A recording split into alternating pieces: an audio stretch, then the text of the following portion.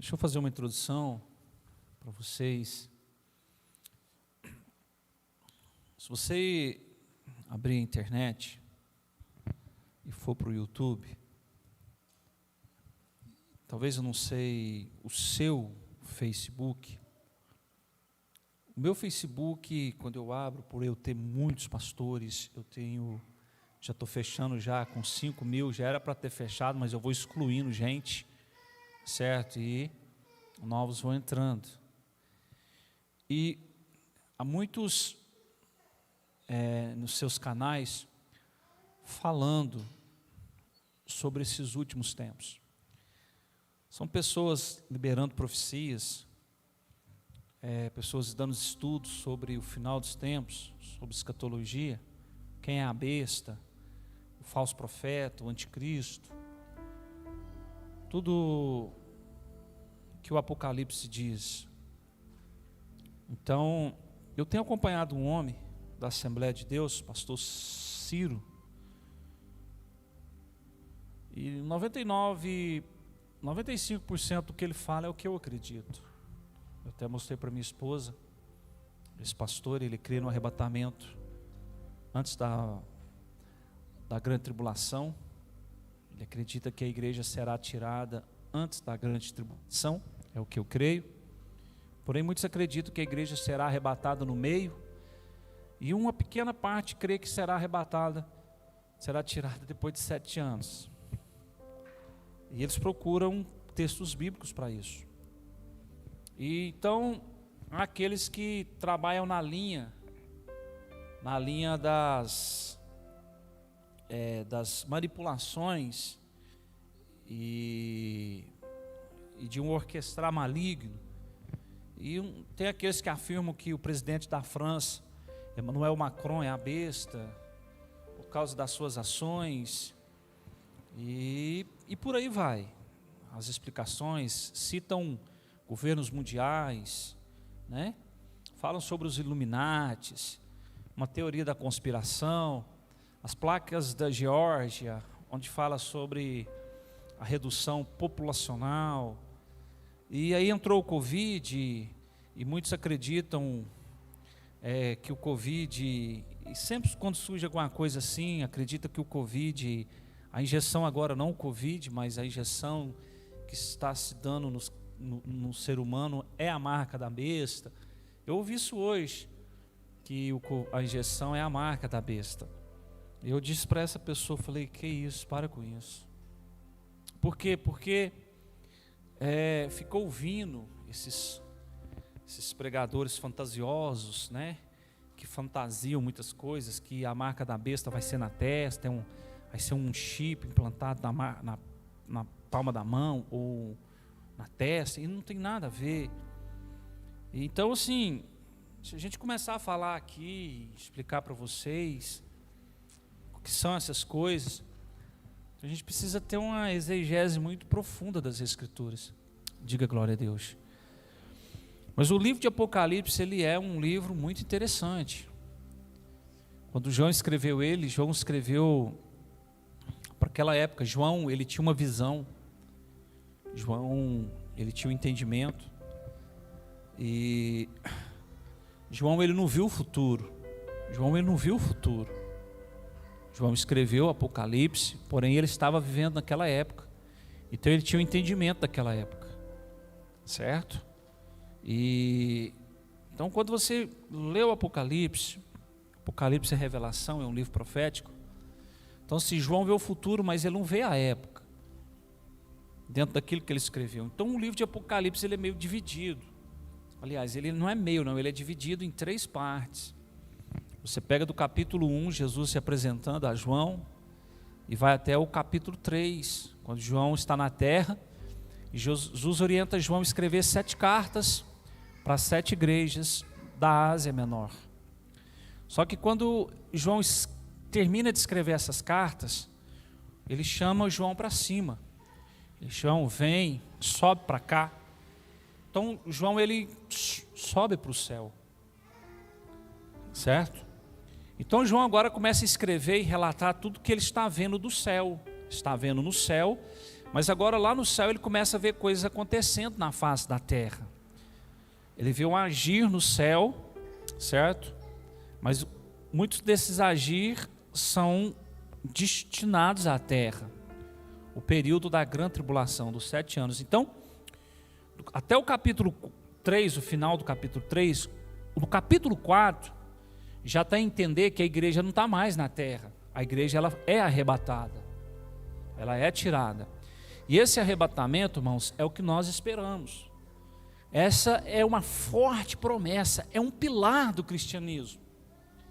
Seja em qualquer denominação cristã, existe esse pilar, que é o retorno de Jesus para buscar a sua igreja. Só que a igreja de Jesus não é placa. A igreja de Jesus não é um nome fantasia. O nome de Jesus não é uma instituição.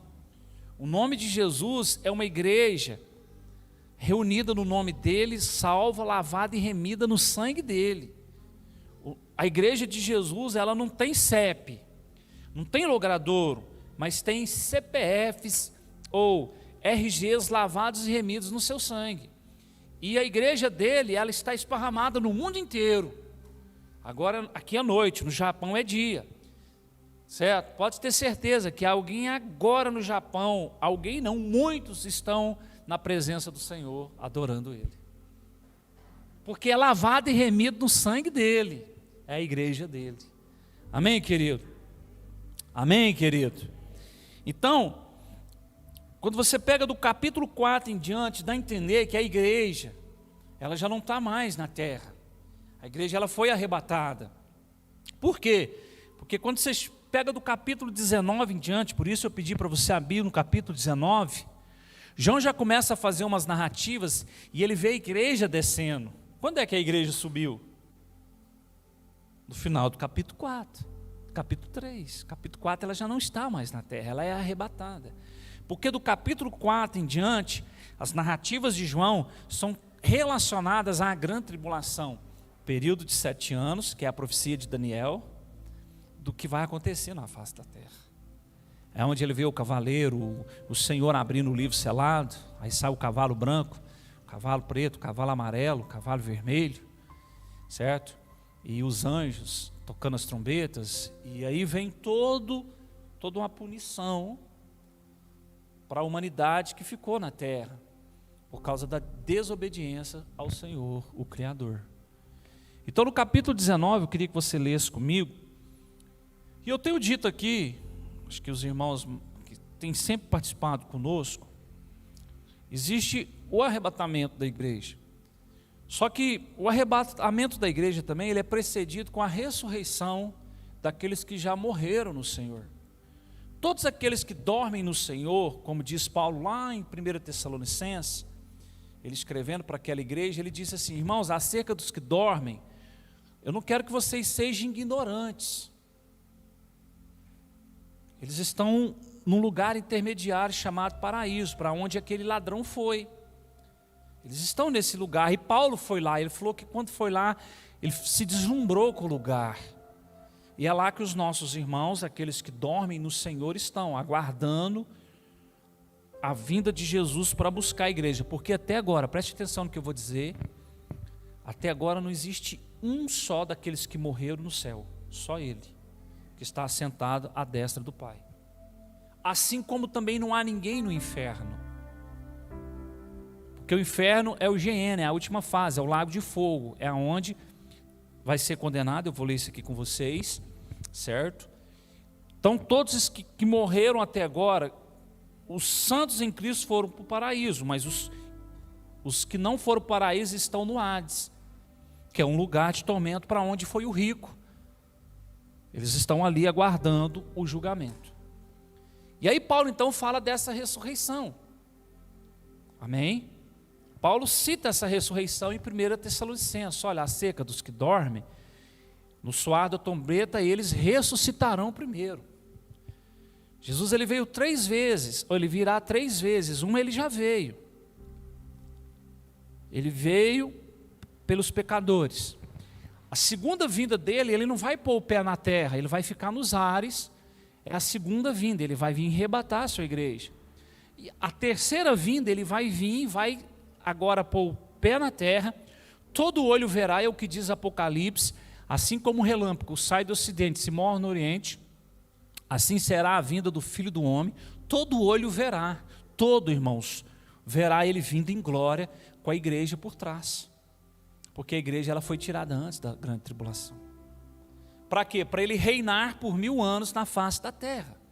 Essa vai ser a última dispensação, a dispensação do milênio, porque nós estamos vivendo a dispensação da graça, do favor imerecido. A dispensação para os gentios, não para Israel, porque para Israel vai ser agora o governo do milênio, onde ele é rei. Por isso, que você entenda que Cristo ele não é rei para a igreja, Cristo é rei para Israel. Porque para a igreja ele é Senhor, ele não é seu rei, ele é seu Senhor, ele é meu Senhor, ele é nosso Senhor. Ele é rei para Israel porque rei tem trono. E ele vai se assentar nesse trono em Israel para governar as nações.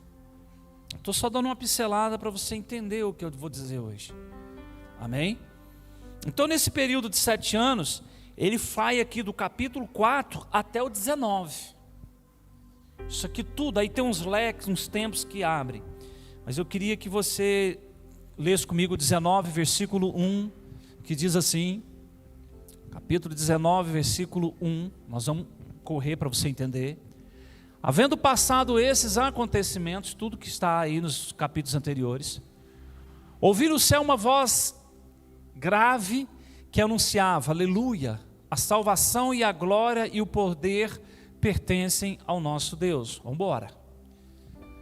Porquanto verdadeiros e justos são seus juízos, ele condenou a grande prostituta que corrompia a terra com a sua sedução, e das mãos dela vingou o sangue dos seus servos. Uma hora eu explico isso aqui, mas essa grande prostituta é a apostasia. É uma igreja que se apostatou. Quando você lê Apocalipse, você pega no capítulo antes, uma mulher fugiu para o deserto. Essa mulher é a igreja. Só que o dragão foi atrás dela e não alcançou. Ele mandou então a besta que emerge do mar. A besta que sai do mar é a apostasia, que corrompeu a igreja. Porque agora João vê ela de novo sendo julgada, que é essa aqui, a grande prostituta, porque ela se corrompeu com os reis da terra. E deixou heresias e seduções entrar na igreja. Por isso que a gente vê muita heresia. E aqueles que estão retornando ao verdadeiro evangelho, eles estão sendo caçados. Aqueles que estão retornando ao evangelho da graça, essa revolução que está acontecendo, eles estão sendo perseguidos, irmãos. Eles estão sendo afrontados pelos legalistas, pelos defensores da apostasia. Por quê? Porque ela foi julgada. Então a grande prostituta, que corrompia a terra com sua sedução, e das mãos dela vingou o sangue dos seus servos. Próximo. E mais uma vez a multidão reunida exclamou, aleluia, a fumaça que dela parte sobe pelos séculos dos séculos. Vamos embora, irmão. Então os 24 anciãos e os 4 seres viventes prostraram-se e adoraram a Deus que está assentado no trono e exclamavam amém, aleluia. Presta atenção. Eu fiz essa pergunta hoje para a Alessandra e falei para ela, Alessandra, quem é os 24 anciãos? Quando é que eles surgem? Eles surgem depois do arrebatamento da igreja ou eles estão lá antes do arrebatamento da igreja? Porque esses 24 anciãos, eles estão lá. Eles surgem antes da grande tribulação ou do arrebatamento da igreja ou depois? E ela me deu a resposta. Eu já sabia, mas ela conseguiu me dar a resposta. Outra hora eu vou ensinar sobre os 24 anciãos, quem são eles. Os 4 seres viventes prostraram-se e o adoraram a Deus que está assentado no trono e exclamava amém, aleluia. Vamos embora. E do trono partiu uma voz que conclamava, louvai o nosso Deus, vós todos os seus servos, e vós que o temeis tanto pequenos como grandes. Veja, todos os seus servos, e vós que o temeis tanto pequenos como grandes. Bora. Então ouvi algo semelhante ao som de uma grande multidão, como o estrondo de muitas águas e poderosos trovões que bradava, aleluia, porquanto o Senhor nosso Deus, o Todo-Poderoso, já reina. Alegremo-nos, exultemo-nos e demos glória a Ele, porque chegou a hora das bodas do Cordeiro, e a sua noiva já está Quem é a noiva? A igreja. Aqui os defensores da igreja, da volta de Cristo para o arrebatamento no meio da grande tribulação, por causa desse versículo. Vamos embora, mas não vou explicar isso agora não. Para vestir-se lhe foi providenciado linho fino, puro resplandecente. O linho fino representava os atos de justiça dos santos. Então o anjo me ordenou, escreve, bem-aventurados que são chamados ao banquete das núpcias do Cordeiro. E disse-me mais, estas são as exatas palavras de Deus. O banquete é o arrebatamento. Porque Cristo vai casar com a sua igreja. Cristo contou uma parábola sobre os amigos do noivo. Os amigos do noivo já estão no banquete, já estão esperando ali os convidados. Quem são eles? São os santos do Antigo Testamento. Porque o arrebatamento é para a igreja. Os amigos do noivo são os santos do Antigo Pacto, da Antiga Aliança. Eles estão ali, porque foram convidados para o casamento da noiva, da igreja do Senhor Jesus. A igreja do qual Paulo se entregou, do qual Paulo escreve em Efésios, capítulo 5, versículo 25, dizendo assim: marido, amai as vossas esposas, as vossas mulheres, assim como Cristo amou a igreja e se entregou por ela. Lembra quando eu ensinei aqui que Cristo não amou o mundo? Quem amou o mundo foi o Pai? João 3,16. Porque Deus, o Pai, amou o mundo de tal maneira que deu o seu único. Quem amou o mundo foi o Pai, então ele deu o seu Filho. Agora, o Filho amou quem? O Filho amou a igreja, a noiva. Efésios 5:25. Ame a vossa mulher, porque assim Cristo amou a sua igreja, se entregou, se sacrificou, se morreu por ela. Cristo amou a igreja. Então, você como igreja, nós como igreja, nós somos amados dele. Nós somos a amada dele, a noiva dele. Então, voltando ao versículo, veja o que João está escrevendo. Então o anjo me ordenou, escreve, bem-aventurados os que são chamados ao banquete das núpcias do Cordeiro. E disse-me mais, essas são as exatas palavras de Deus. Vamos embora? Diante disso, lancei-me aos pés num gesto de adoração, mas ele imediatamente me orientou: olha, não faças isso, sou conservo teu e de teus irmãos, que tem o testemunho de Jesus, adora a Deus, porquanto o testemunho de Jesus é a essência da profecia. Embora, segue o caminho. Então olhei, eis que vi os céus abertos, diante de mim um cavalo branco. Preste atenção, ele está no céu, tudo isso acontecendo. Agora ele olha e vê os céus abertos, e diante dele um cavalo branco. O que ele está vendo? Um cavalo branco. Cavalo, força; branco, pureza. Cujo cavaleiro se chama Fiel e Verdadeiro. Quem que é o cavaleiro que ele está vendo? Quem que é o cavaleiro que ele está vendo, irmão? Jesus. E esse cavaleiro, ele é forte e santo. Forte, força, cavalo, branco, pureza. Ele é forte e tem pureza. É isso que ele está dizendo. Ele não está vendo um cavalo. Ele tem força, ele tem pureza. E ele estava diante de mim. Ele é responsável por julgar e guerrear com justiça. Preste atenção. O povo fica assim: nós não podemos julgar. Não julga, não julga. Preste atenção. Esse cavaleiro, ele chama fiel e é verdadeiro. Ele é responsável por julgar. Ele vai julgar e guerrear com justiça. Ele vai julgar. Tem muita gente que usa essa frase assim: só Deus pode me julgar, irmão. E ele já te julgou. Ele olhou para dentro de você e viu que você estava destituído da presença dele, que você estava afastado dele, e ele precisou te trazer para perto dele. E ele fez isso através da graça, quando ele ofereceu o seu Filho, o forte e puro. Quem é ele? Jesus, o cavaleiro do cavalo branco. Vamos embora. Seus olhos são como chamas vivas de fogo. Isso é o que João vê no comecinho.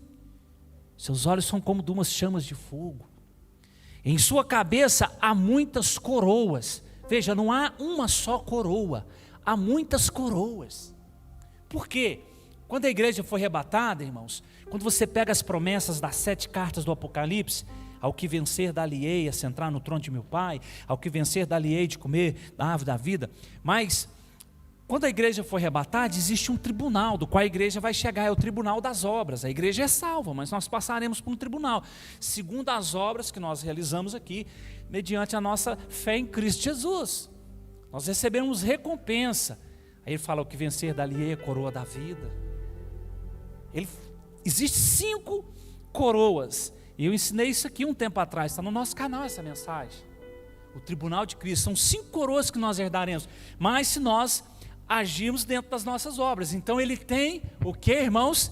Ele tem muitas coroas. Por quê, irmãos? Porque ele venceu em todas as áreas. Ele se aperfeiçoou na obediência. Então ele recebeu todas as coroas em glória, aleluia. E um nome escrito que somente ele conhece. Ele tem um nome escrito que somente ele conhece. Vamos embora, irmão? Estava vestido com um manto salpicado de sangue. Agora olha isso. Ele estava vestido com um manto salpicado de sangue. E seu nome, veja que o nome, palavra maiúscula, seu nome é palavra de Deus. Quem é ele? Quem João está falando, irmão? Jesus. Bora. Segue o fluxo. Os exércitos dos céus o seguiam, vestidos de linho fino, alvo e puro, montados em cavalos brancos. Vamos embora. Uma espada afiada saía-lhe da sua boca, para ferir com ela as nações. Ele as regerá com cetro de ferro, e ele mesmo é o que pisa o lagar do vinho da justa ira de Deus Todo-Poderoso. São 2 frases. Lembra de Esther e Assuero? Assuero, o rei, tinha o cetro de justiça. Esther foi preparada, Radassa, foi preparada por quem? Por Mordecai, para dançar na presença do rei. E ela foi preparada com o quê? Com mirra, com especiaria, por 1 ano. Porque a mirra, irmãos, é a unção do corpo. A mirra era a unção do corpo. A mirra foi levada a Jesus quando ele nasceu pelos reis magos. Os reis que vieram trouxeram ouro, incenso e mirra. Quando Cristo morre, ou aliás, antes dele morrer, o que uma mulher fez diante dele? A mulher quebrou um vaso de alabastro. Ela quebrou um vaso de alabastro, um nardo, e derramou tudo sobre ele. E então Judas, o que iria traí-lo, disse, nossa, que desperdício é esse? Jesus então fala, olha, essa mulher me ungiu, ela preparou o meu corpo, ela preservou o meu corpo. Por quê, irmãos? Porque ele foi colocado 3 dias. Aí é o que eu já ensinei sobre os fariseus e os saduceus. Os fariseus não acreditavam os saduceus não acreditavam em ressurreição, mas os fariseus sim em ressurreição. Por isso José de Arimateia era fariseu, ele pegou o corpo de Jesus. O corpo que havia sido preparado, porque ele acreditava na ressurreição. E por isso ele o colocou no seu túmulo, que era uma cova em uma pedra, não era uma cova no chão. Jesus não foi colocado no chão. Para os fariseus era num túmulo, mas para os saduceus eles eram enterrados no chão, porque eles não acreditavam em ressurreição. Mas depois de 3 dias, Jesus rompe a pedra de dentro para fora, de dentro para fora ele rompe, a pedra é removida, aí ele sai, ele dobra o lencinho, coloca ali em cima. Já explicamos para vocês a questão do lencinho. Ele estava avisando, olha, eu ainda não terminei, eu vou voltar. Então quando Maria chega, depois do 3º dia, até o túmulo, ela vê a pedra removida, ela chega e começa a gritar, onde está o meu Senhor, onde está o meu Senhor? 2 homens aparecem para ela e falam, não, ele ressuscitou, ele vive, ele já não está mais aqui, vá anunciar aos apóstolos que ele ressuscitou. Porque, irmãos, o corpo dele foi preparado com a unção. Vai. Uma espada afiada sai da sua boca, para ferir com ela as nações. Ele as regerá com cetro de ferro. Ele mesmo é o que pisa o lagar do vinho da justa ira de Deus. A Bíblia diz que um anjo desceu do céu e viu um homem maçando o trigo na onde? Na onde que ele maçava o trigo, irmão? No lugar de fazer o vinho. Quem era esse homem? Gideão. Isso é tudo sombra. Vamos embora, irmão. Em seu manto, sobre a coxa, traz escrito este nome, Rei dos... Porque ele é Rei das nações. E Senhor dos senhores, ele é o Senhor da igreja. Ele é Rei e Senhor. Ele é Rei para as nações, mas para a igreja ele é Senhor. Ele é Senhor e a igreja vai estar com ele no seu reinado, no milênio. Vamos embora. Avistei um outro anjo que se colocou em pé no sol e que clamava em alta voz a todas as aves que estavam em pleno voo pelo meio do céu: vinde, ajuntai-vos para a grande ceia provida por Deus, a fim de comerdes a carne de reis, de comandantes, de poderosos, de cavalos e de seus cavaleiros, pequenos e grandes. Bora. Isso aqui eu poderia explicar, irmãos, cada isso aí tem uma explicação. Agora eu cheguei aonde eu queria chegar com os irmãos. Nesse momento vi a besta. Quem que ele vê? A besta. Ele está vendo a besta, essa besta que está sendo anunciada, sendo falado. Homens dizem, não, é Emmanuel Macron. Não, a besta é isso aqui. A besta é a internet, a besta é a televisão, a besta é aquilo. Não, ele vê a besta e os reis da terra e seus exércitos reunidos para guerrearem contra aquele que está montado no cavalo e contra seu exército. Quem que a besta vai... A quem a besta vai fazer guerra? Com o Cordeiro, com Cristo. A besta vai fazer guerra contra ele. Veja, vamos lá. No entanto, a besta foi presa. O que aconteceu com a besta? Foi presa, e com ela o falso, que havia realizado grandes sinais miraculosos em nome dela, por intermédio dos quais eles haviam enganado todos os que receberam a marca da besta e o adoraram na sua imagem. Os dois foram lançados vivos no lago de fogo que arde com enxofre.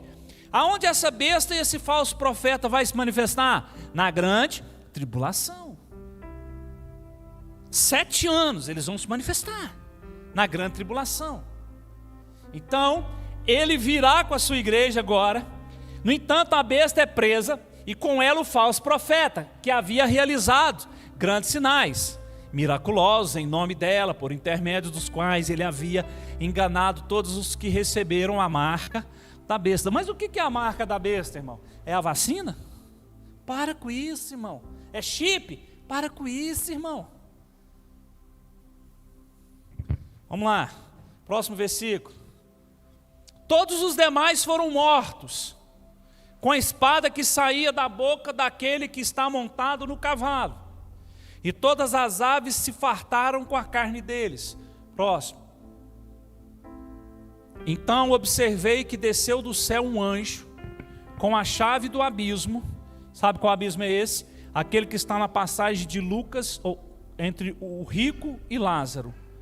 Quando o rico conversa com Abraão por causa de Lázaro: Abraão, permita que Lázaro venha e refresque minha língua. E Abraão diz: não, tem um abismo. Esse abismo faz separação. Quem vai para aí não vem para cá, quem vai para cá não vai para aí. Tem um abismo, é esse abismo. Então, observei que desceu do céu um anjo com a chave do abismo e uma grande corrente em sua mão. Vamos lá? Ele prendeu o dragão. Veja, quem que ele está prendendo? O dragão, a antiga serpente. Veja, irmão, início, fim. Jesus sempre se apresentou: eu sou o alfa e sou o ômega, o início e o fim, certo? Alfa e ômega são duas letras do alfabeto. Alfa, a primeira, ômega, a última. Então veja bem, ele prendeu o dragão, a antiga serpente. Início, a serpente que enganou Eva e Adão na onde? No Éden, no início, certo? E o dragão, que é a serpente que cresceu, que está no Apocalipse, no fim. Então ele prendeu o dragão, a antiga serpente, que é o diabo. Vendo? Tanto o dragão como a serpente é o diabo, Satanás, e o amarrou por 1000 anos. Muitos acreditam que não é 1000 anos, outros sim. Eu acredito que é 1000 anos, um dia de Deus, não só um pequeno tempo, mas 1000 anos mesmo. Vamos lá? Lançou-o no abismo, onde fechou e pôs um selo sobre ele, para que não enganasse mais as nações, até que os 1000 anos se completassem. Depois disso, é necessário que ele seja solto por um pouco de tempo. Vamos lá. Olhei e vi alguns tronos, e foi entregue o poder de julgar aos que neles se assentaram. E vi as almas dos que foram, agora aqui, e vi as almas dos que foram degolados por causa do testemunho de Jesus e da palavra de Deus. Os que não adoraram a besta, nem tampouco a sua imagem, e não receberam o sinal na testa, nem nas mãos.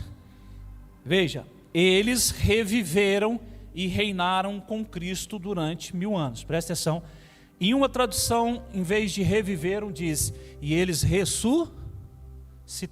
Sabe que período é esse? Grande tribu. Lembra que eu ensinei para vocês sobre as 3 fases da primeira ressurreição? Uma já aconteceu, foi a de Cristo. Ele é as primícias dos que ressuscitaram dos mortos. Primeira ressurreição, 3 fases. A primeira se deu em Cristo. A segunda fase vai se dar com os mortos, os santos da igreja. Eles ressuscitarão ao ar da trombeta para o arrebatamento. Agora a terceira fase, está aqui, ó. Os mortos da grande tribulação. Olha, e não receberam o sinal na testa, porque na grande tribulação vão ser caçados. Gente vai ser salva na grande tribulação? Vai. Mas eles vão trocar a sua vida. Então, aqueles que não receberam a marca da besta, nem tampouco a imagem, não adoraram e receberam o sinal na testa, nem nas mãos, eles reviveram ou ressuscitaram. Para quê? Terceira fase da primeira ressurreição, e reinaram com Cristo durante 1000 anos. Quer ver o que vai falar o próximo versículo? Põe ele. Próximo versículo. Entretanto, os demais mortos não reviveram ou ressuscitaram, até que se completassem os 1000 anos. Esta é, pois, a primeira ressurreição. A primeira ressurreição tem 3 fases. A primeira já aconteceu, que foi Cristo, as primícias. Depois os da igreja, os santos, para o arrebatamento. E terceiro, são os que vão morrer na grande tribulação. Pastor, e o que o senhor quer dizer com isso? Preste atenção, irmão. Vocês conhecem a passagem de Daniel, que foi lançado na cova dos leões? Por que ele foi lançado nas covas dos leões? Por quê? Porque eles não adoraram um decreto. Havia um decreto político. Preste atenção nisso, irmão. Isso é importante. Havia um decreto político que satrapas, homens políticos da época fizeram, porque Daniel era justo, e eles queriam pegar Daniel. Daniel tinha ascensão, Daniel tinha presença no meio deles, e o rei o amava. Eles falaram: vamos criar um decreto aqui, vamos fazer o rei pôr o anel dele, vamos dar uma ideia para ele criar uma imagem, ou ser proibido de orar a outros deuses, senão a ele. E o rei vai e crave e coloca o anel como selo. E o que Daniel fazia, irmão? 3 vezes ao dia, ele abria a janela e orava de manhã, de tarde e de noite, voltado para Jerusalém, ao Deus de Israel. Então eles foram até o rei e falaram: ó, olha lá, ele é culpado, olha lá, ó. E quando o rei vê o que ele tinha feito, percebe, e fala: nossa, Daniel. Daniel fala para ele: não, pode me lançar, meu Deus é comigo. Então ele é lançado na cova dos leões, porque ele não adorou a imagem do rei. Isso vai acontecer, irmãos, na grande tribulação. São orquestrações políticas que virão nas nações. Uma moeda, um livre comércio, a globalização, a nova ordem. E isso está vindo cada vez mais, chegando e se aproximando. Vamos falar de Mesaque, Sadraque e Abednego? Eles não adoraram a imagem, foram pegos. Tinham que se prostrar. O que aconteceu? Quando todo mundo se prostrou diante da imagem, o que eles fizeram, irmão? Eles ficaram de pé, não se prostraram, e foram lançados na fornalha ardente. E ainda teve o fogo aumentado outras vezes mais. E quando foi lançado lá, até os soldados que os lançaram morreram queimados, mas eles não. E de repente alguém grita: ai, mas nós não lançamos 3 lá dentro, lá tem gente andando lá dentro, tem um 4º homem com eles lá. E o rei grita: Mesaque, Sadraque, Abednego, vem para fora. E os 3 saem lá de dentro. Esses morreram na grande tribulação, porque não se curvaram, não se dobraram. Mas quando Jesus voltar, depois que a igreja subir no arrebatamento, eles serão ressuscitados para reinar com Cristo aonde? Nos 1000 anos. Agora o que eu quero enfatizar para você, irmãos, eu conheço isso aqui, eu tenho entendimento das Escrituras, mas não é para mim engrandecer sobre você. Nós temos o entendimento, o conhecimento. Existem muitas coisas no nosso espírito que eu vejo que não vai dar tempo de passar para vocês. Mas eu vejo o povo se perdendo fácil, se iludindo fácil com as coisas. Como estão se iludindo.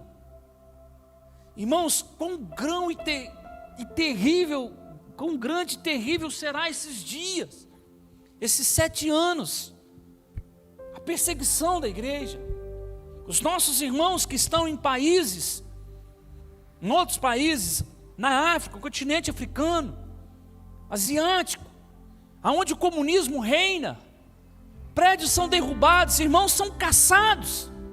E nos nossos dias, pense agora na grande tribulação, quando a igreja for tirada, os santos serem tirados, aqueles que lavaram as suas vestes, os que ficarem, os que tiverem entendimento, aqueles que não entraram, as virgens imprudentes, são 10 virgens, 5 são prudentes, 5 não, 5 não entraram, 5 não entraram, por falta de prudência, e é o que está faltando no meio da cristandade: prudência, santidade. Muitas às vezes, como diz o pastor Zé Bruno, da Casa na Rocha, eles preferem maratonar uma sessão no final de semana na televisão de filmes, do que tirar meia hora para ler as Escrituras, para ter um entendimento. São meninos dando birra, não conhecem nada, não sabem nada e querem dar como entendidos, saber das coisas, querem se dar como entendidos, como conhecedores das Escrituras, e não conhecem.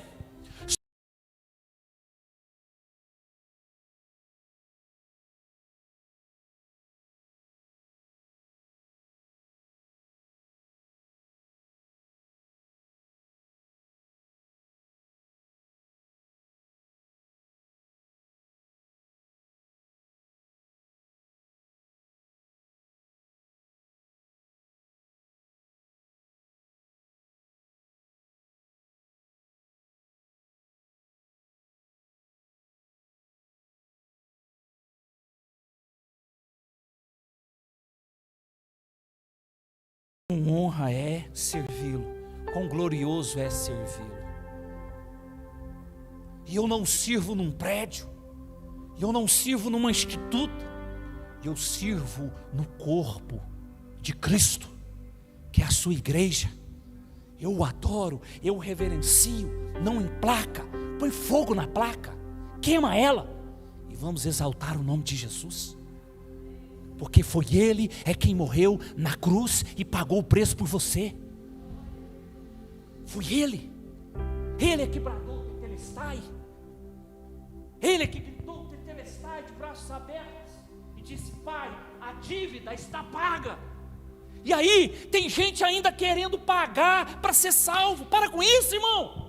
Eu tenho que dar meu dízimo, 10%, senão não sou salvo. Para com isso. Ainda vem o legalista e diz: irmão, se você não der o seu dízimo, você está roubando de Deus e você não é salvo, você perde a salvação. Para com isso, irmão. Para de ouvir esses homens. Isso é balela de mercenários da fé, de lobos. Porque lobo e pastores têm a mesma visão, as ovelhas. Lobo e pastores têm o mesmo objetivo, as ovelhas. Só que os lobos querem o que as ovelhas dão, mas o pastor quer a comunhão com as ovelhas. O pastor deu a vida. Eu sou o bom pastor, e o bom pastor dá a vida pelas ovelhas. Mas os lobos não. Jesus falou em João 10:10, o lobo vê, o mercenário chegando, ele foge. Ele foge porque o que ele quer é dinheiro. Ele está aqui, não está rendendo, o que ele fala?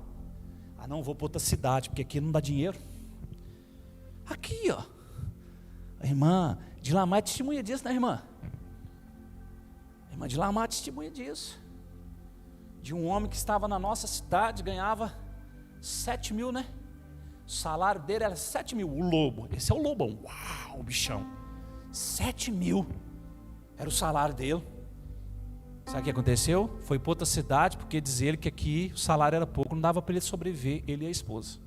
O lobão é o mercenário, mas o pastor não. O pastor dá a vida pelas ovelhas. E sabe quem é o pastor, irmão? É Jesus. Ele deu a vida. Ele deu a vida dele por você. Mas a religião inventa tanta coisa, né? Os fortes Apache dos homens, os fortes Playmobil. Sabe o que é Playmobil, né? Aqueles brinquedinhos, né? Que o homem controla.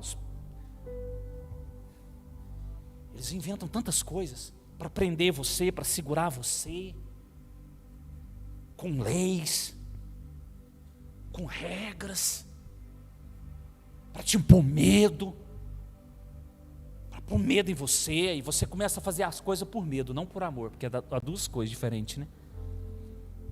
E eu presenciei isso num casal esse tempo atrás. A mulher tinha medo de largar o marido. Ela continua com ele porque ela tem medo de largar ele, Paulo. Porque se largar ele, é perigoso ele fazer alguma coisa com ela. E assim tem uma igreja, com medo. Porque foi colocado na cabeça dele que Jesus é um carrasco. Isso aconteceu comigo, irmão. Quando eu vim para Jesus, não, falou de um Jesus tão lindo, mas quando eu vim para Jesus, Jesus virou para mim um carrasco. Você não pode isso, não pode isso, não pode isso, não pode isso. Eu falei, o que é isso? Cuidado. Cuidado. Que você vê e ouve na televisão. Os lobos estão lá. Eles têm a mesma intenção do que o pastor, você. O seu dinheiro, a sua gordura, a sua lã, o seu sacrifício, o seu bem. Ele tem esse interesse. Mas o bom pastor, que é Jesus, ele tem interesse em você. Vinde a mim como estáis, e eu vos aliviarei. Tomai sobre vós o meu jugo, ele é suave e leve, e aprendei de mim, que sou manso e humilde de coração, e encontrareis descanso para as vossas almas. Jesus veio me tirar de um juízo, e como foi lindo encontrá-lo, como foi bom encontrá-lo, porque ele me encontrou. Porque o encontro é assim, Ele te encontra e você o encontra. Mas Ele te encontra e Ele te chama. Ele te chama para mudar. Ele te chama para viver uma vida em santidade. Aonde? Aqui dentro? Para com isso, irmão. Não adianta você vir cá cantar: eu quero mais de ti, Deus da minha vida. Não, isso é hipocrisia. Nós temos que ver isso daquela porta para fora ali, ó. Nós temos que viver da porta para fora isso. Nós cantamos, praticamos e falamos. Mas aí você olha a cristandade, a apostasia, a mulher, a prostituta. E essa é a prostituta. Aí eu te pergunto, você que está aqui, né, as irmãzinhas que estão aqui, né, de outros ministérios, o jovem está ali. O jovem é a primeira vez? Já é cristão, irmão? É? Você já veio cá outras vezes? Não? Qual que é o seu nome? Júnior? Seja bem-vindo, tá? Vamos dizer para o Júnior: seja bem-vindo, em nome de Jesus. Do seu lado aí é quem?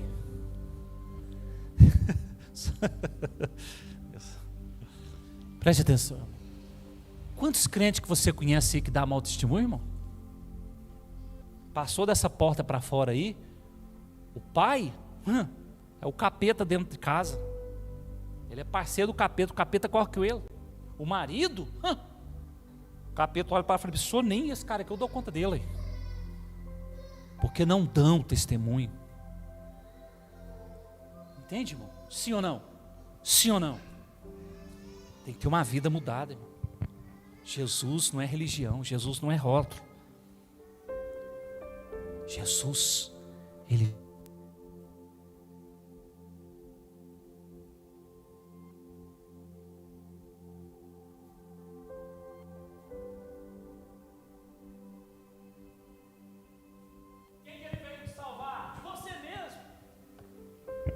Ele veio te salvar de você mesmo. Coloque a mão no peito e diga: Jesus veio me salvar de mim mesmo. De mim mesmo. Queira na sua cabeça. Coloque a mão no seu coração. Aleluia. Aleluias. Tudo que nós não somos é religião, viu, irmãos? Nós somos uma família cheia de defeitos. Por isso nós vivemos na graça. Porque graça é favor imerecido. É a graça dele sobre nós. Mas por isso vamos pecar? Vamos fazer o que quisermos? Não. De hipótese nenhuma, porque Ele nos libertou do domínio do pecado. Você já não é mais escravo do medo, do pecado, porque Ele te libertou. Aleluia. Você tem um Senhor. Você tem um Senhor. Obrigado, Senhor. Se eu morrer e for para o paraíso, eu faço parte da segunda ressurreição. E se eu ficar vivo, eu sou arrebatado. E eu não vou ficar para a terceira fase, não. Ser ressuscitado pós grande tribulação. Eu e a minha casa servimos o Senhor. Nós somos a família dele. Uma família debaixo da graça. Essa casa é abundada por graça, pelo favor dele. Ele olha para nós e vê em nós as nossas fraquezas.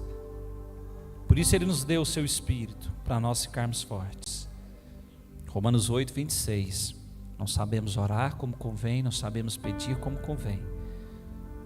Mas o seu Espírito, Ele nos intercede por nós com gemidos inexprimíveis e nos ajuda em nossas fraquezas.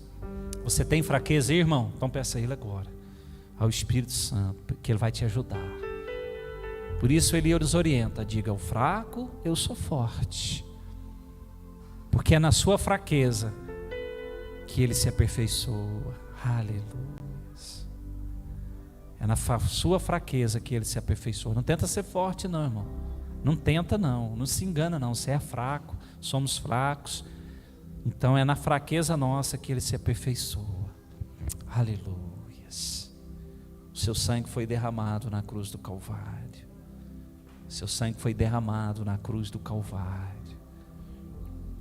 Pai, obrigado, Jesus. Obrigado, Senhor. Por quão grande amor o Senhor nos amou. E ao nos amar, o amor, ele vem em dupla, porque o seu Filho nos amou como igreja e se entregou por ela. Ele disse: tetelestai, dívida paga. Ele pagou a nossa dívida com o Senhor e nos aceitou como irmãos e nos aceitou chamá-lo de Pai. Ele nos deu esse acesso a Ti, Papai. Somos a Tua família, filhos da graça, frutos da nova aliança. Oh, obrigado, Jesus. Obrigado, Senhor. Obrigado. Fomos chamados para